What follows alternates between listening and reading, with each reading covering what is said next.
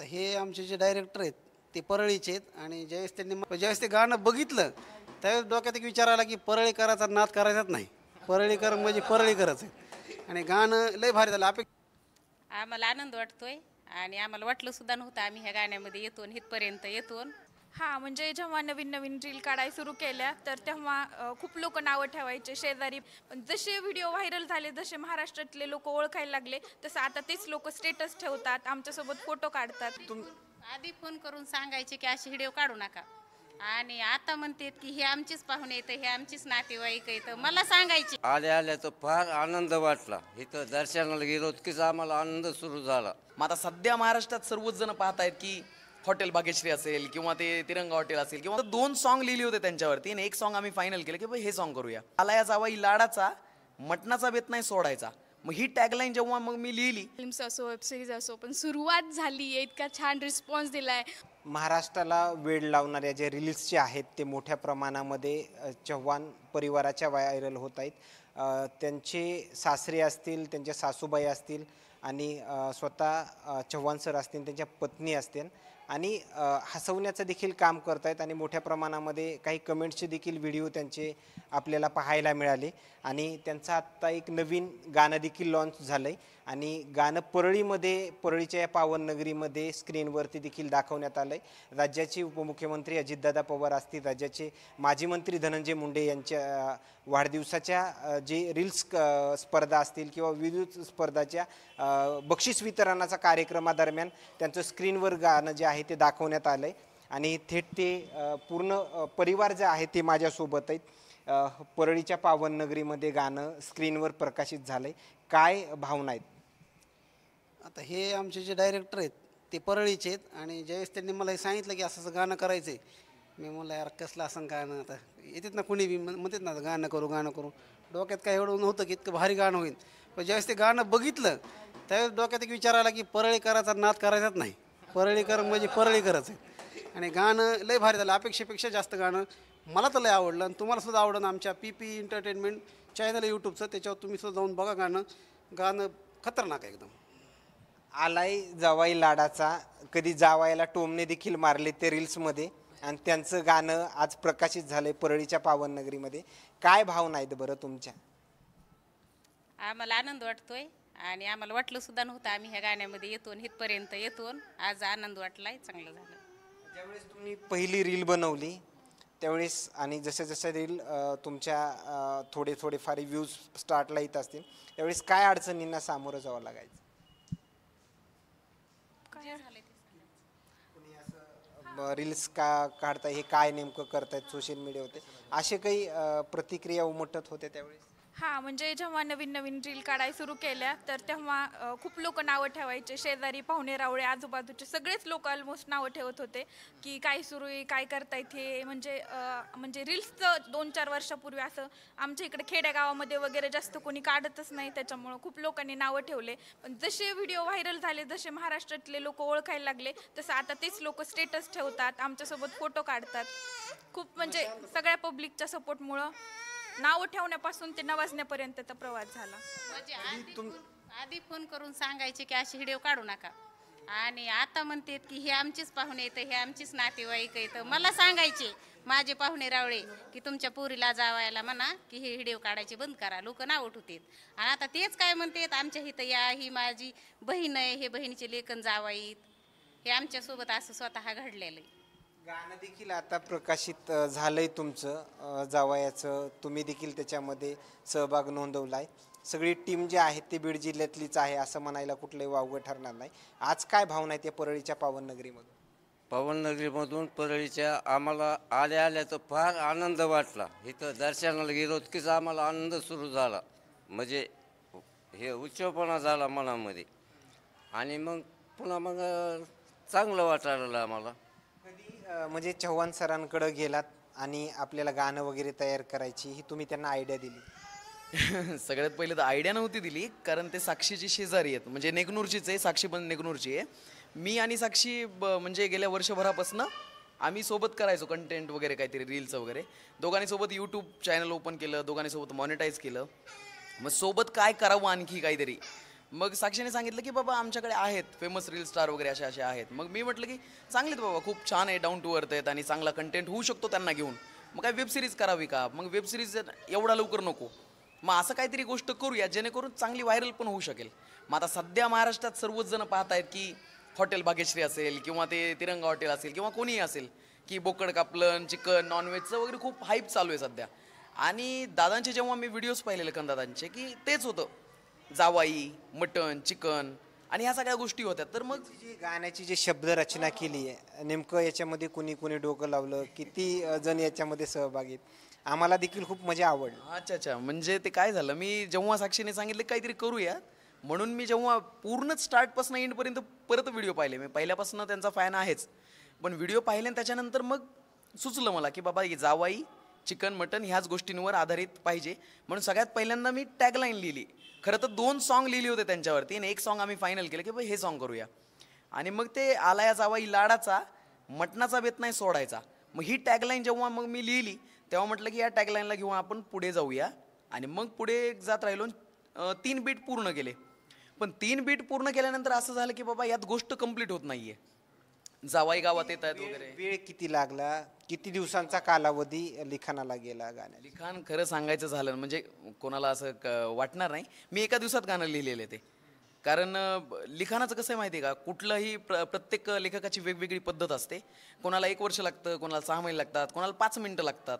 तर प्रत्येक सॉन्गला मी पहिल्यापासून जे काही लिरिक्स लिहिलेले आहेत प्रत्येक सॉन्गला वेगवेगळा टाईम गेलेला आहे. मग त्या सिच्युएशननुसार त्या गोष्टींचा अभ्यास करावा लागतो. आता ही सिच्युएशन अशी होती की म्हणजे डोळ्यासमोर व्हिडिओज होते ऑलरेडी, त्यांची सगळं गोष्ट माहीत असल्या कारणाने लगेचच सॉन्ग लिहून काढलं मी.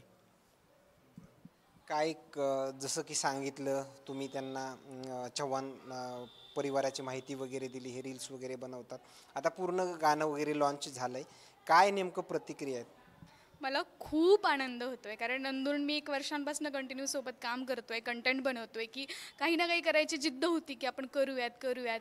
आणि आणखीन खूप मोठे मोठे स्वप्न आहेत, फिल्म्स असो, वेबसिरीज असो, पण सुरुवात झाली आहे, इतका छान रिस्पॉन्स दिला आहे, 24 तासांमध्येच 1 लाख व्ह्यूज आल्यात. खरंच खूप आनंद होतो आहे. आणखीन एक सांगायचं म्हणलं तर रील्स मुलं बनवायला म्हणजे नॉर्मली असतात, मात्र मुली सहभाग हे कमी प्रमाणामध्ये त्याच्यामध्ये घेतात. म्हणजे काय अडचणींना सामोरं जावं लागतं, काय टोमणे वगैरे मिळतात का? खूप टोमणे मिळतात, खूप अडचणी येतात मध्ये, पण माझे आई वडील, माझा भाऊ, माझी फॅमिली ही मला खूप सपोर्ट करते. त्या सपोर्ट पुढे मला हे टोमणे काय बोलतात लोक ह्या गोष्टी काहीच दिसत नाही. त्यामुळे फॅमिली सपोर्ट असल्यामुळे मला बाकी गोष्टींची चिंता करायची गरज नाही पडत. तुमचं काही एखादं यूट्यूब चॅनल किंवा फेसबुक चॅनल मॉनिटाईज वगैरे आहेत का? त्याच्या माध्यमातून काही अर्निंग वगैरे मिळते का? आणि ती कुटुंबाला कुठंतरी सपोर्ट, घर चालवण्यासाठी असं काही वगैरे प्रकार? हो, माझं साक्षी की दुनिया म्हणून चॅनल आहे, ते मॉनिटाईज आहे, त्यातनं पण पेमेंट मिळतं मला. आमचं ग्रुपचं PP आहे, पेन पेपर एंटरटेनमेंट, त्यामध्ये पण आम्हाला काम मिळतं. सो ह्या गोष्टी सगळ्या चालू राहतात. किती सबस्क्रायबर आहेत यूट्यूबचे आणि फेसबुकचे किती फॉलोअर्स आहेत? माझे 3600 फॉलोअर्स आहेत, म्हणजे 3600 सबस्क्रायबर्स आहेत यूट्यूबचे आणि फॉलोअर्स आहेत 3000 फेसबुकचे. अर्निंग वगैरे किती मिळते आतापर्यंत? अर्निंग जास्त नाही मिळत फेसबुक थ्रू, पण मला ओव्हरऑल या कंटेंटमुळे म्हणजे मी MA केलेलं नाट्यशास्त्रामध्ये, सो त्यामुळे खूप कामं मिळतात. सो ते पण आहे आणि ही पण कंटेंट पण आहे. सो एका गोष्टीवर डिपेंड नाही आहे, सगळीकडून चालूच राहतात. खरं तर चव्हाण सर, तुम्ही अगोदर पुढे या. बरेच बीडमध्ये पाहिलं गेलं तर बीड ही रत्नाची खाण आहे असं प्रत्येक भाषणामध्ये देखील म्हणतात. वारकरी संप्रदाय देखील मोठ्या प्रमाणामध्ये आपल्याच बीड जिल्ह्यामध्ये आहेत, नेते मंडळी पण बीड जिल्ह्यामध्ये आहेत आणि रील स्टार पण आहेत. मात्र जे काही नवीन रील्स बनवत आहेत, कंटेंट खूप चांगलं, मात्र कधी व्ह्यूज कमी जास्त येतात, त्यांना नेमकं काय तुमचं सांगणं असणार आहे? कसं आहे, ते म्हणतात ना की एका वारीने देव काय म्हातारा होत ना, काहीतरी म्हणेन ते तसं आहे की तुम्हाला जर समजा कमी व्ह्यूज आले तर डगमगायचं नाही, करीत राहायचं. आता आम्ही जेव्हा नवीन ह्या क्षेत्रात आलतो तेव्हा आम्हाला व्ह्यूज लाईक तर माहीतच नव्हते, म्हणजे कळत बी नव्हतं कसं असतं ते. आणि मग आम्ही त्याच्यात 1 वर्ष ते कंटिन्यू सातत्य केलं आणि मग कुठंतरी मग आम्ही व्हायरल झालो. त्याच्यामुळं कमी व्ह्यूज आले म्हणून नाराज व्हायचं नाही. एका रात्रीत कोणी व्हायरल होत नाही आणि जरी झालं तरी त्याला ते टिकवता येत नाही. त्याच्यामुळं त्याची कंटिन्युटी पाहिजे त्या गोष्टीमध्ये. यूट्यूबच्या काही बऱ्याच कम्युनिटी गाईडलाईन्स आहेत.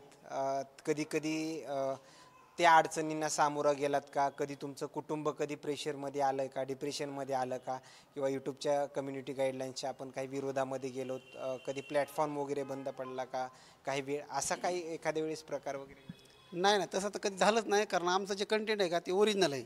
त्याच्यामध्ये कोणाचं उचलीत नाहीत आम्ही, कोणाचं कॉपी करीत नाहीत, कधी सॉन्ग यूज करीत नाही. त्याच्यामुळे कम्युनिटी गाईडलाईनचं उल्लंघन आम्ही कधी केलं नाही आणि तसं काही झालं नाही. फक्त एक वेळेस आमचं इंस्टाग्राम जे आहे ते हॅक झालं होतं.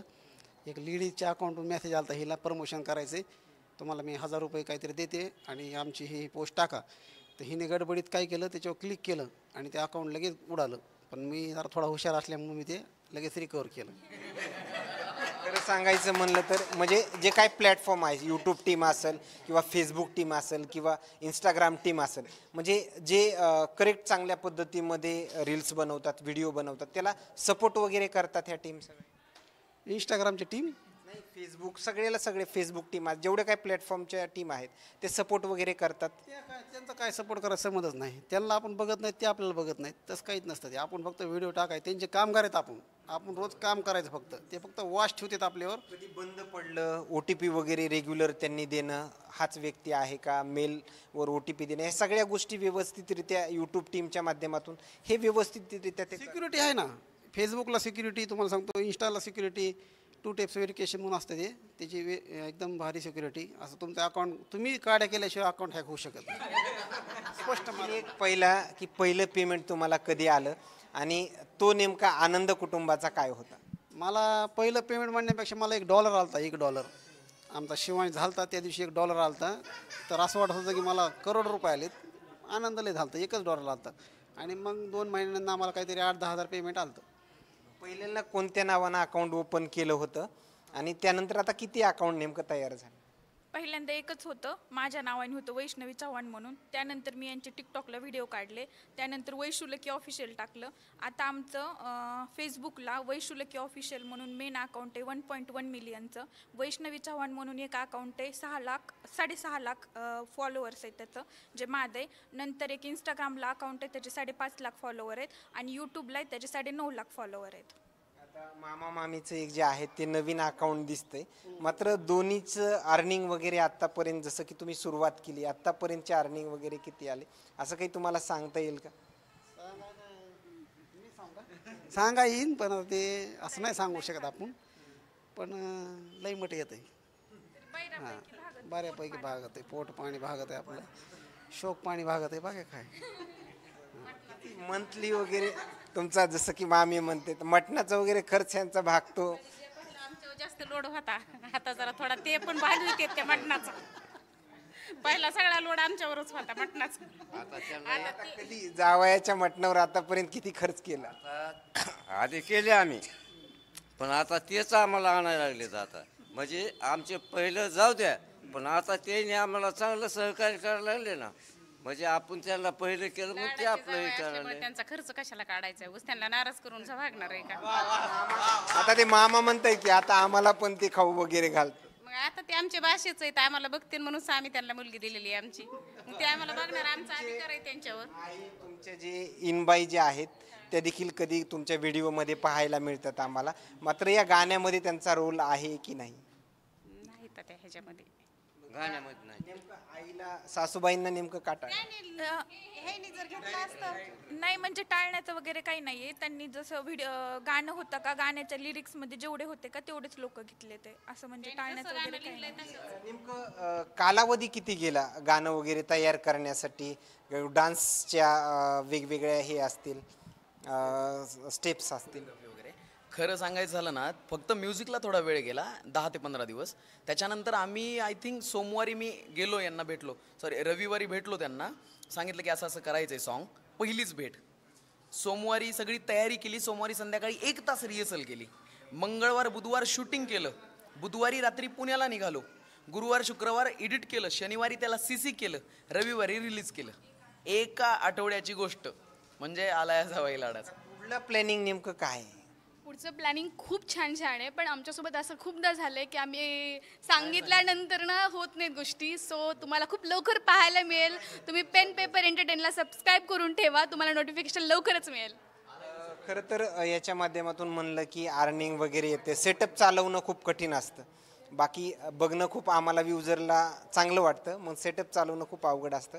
मात्र हे सेटअप असेल किंवा इतर काही तुमच्यासोबत काम करणारी मंडळी आहेत जे काय अर्निंग वगैरे येणार आहे त्यांना पण सपोर्ट वगैरे मिळणार आहे. कोणाला?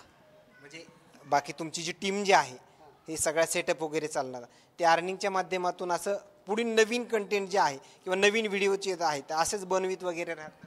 तर आमची टीमच नाही ना, आमची हे 2-4 जण आहेत आम्ही, त्याच्यामुळे टीम वगैरे काही नाही आमची. आता हे आम्ही आता जोडलो ते फक्त हे एवढ्या व्हिडिओ पुरते आम्ही हे सगळे एक टीम झालोय. बाकी अगोदर हे मी आणि आम्ही दोघं मम्मी पप्पा चौघे. कलाकार. आता दुसरे नवीन वगैरे व्हिडिओ काढण्याची जसं की तुमचं आत्ता गाणं म्हणजे बऱ्याच व्यासपीठावर जे परळीतलं जे काय कार्यक्रम होता अजितदादा पवार यांच्या वाढदिवस प्रत्येकाला आवडलं. मात्र असं वाटतंय किंवा आणखीन एखादं परत एखादं काढावं. गाणं का काढायचं ना नंतर इथून पुढंच आता हे आमचे जावई 2.0 असं प्लॅन चालूच आहे. बघू, जावयांनाच घेऊन खूप गोष्टी करायच्यात. पहिलं तर हे पूर्ण टीम असेल, प्रत्येकाच्या चेहऱ्यावर एक वेगळा आनंद आहे, कुणी संभ्रमामध्ये पुढला प्लॅन नेमकं काय करायचा आणि या परळीच्या पावननगरीमधून त्यांच्या आलेल्या प्रतिक्रिया, आणखीन काही नवीन अपडेट्स यांच्या या गाण्यादरम्यानचे पुढल्या काही कार्यकाळामधून मिळतील का हे पाहणं तेवढंच महत्त्वाचं ठरणार आहे. कॅमेरामॅनसोबत सूर्य दुंजबिड या बीड परळी.